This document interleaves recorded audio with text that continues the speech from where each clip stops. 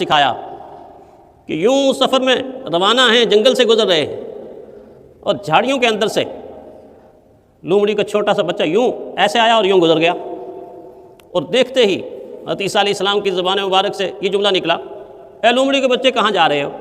اے لومڑی کے بچے کہاں جا رہے ہو؟ معجزہ تھا، اللہ کے نبی کے معجزات۔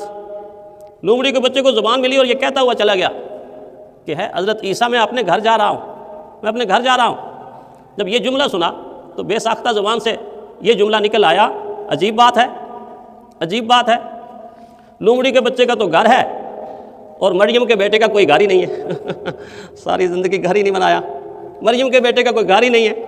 جب یہ جملہ نکلا تو حواریین جو ساتھی تھے انہوں نے یہ جملہ سنا تو عرض کرنے لگے، حضرت آپ کے لیے گھر بنا دیتے ہیں، آپ آرڈر تو کریں، آپ حکم تو کریں، ایسا گھر بنائیں گے، سونے اور چاندی کی اینٹوں سے گھر بنا دیتے ہیں، آپ حکم کریں۔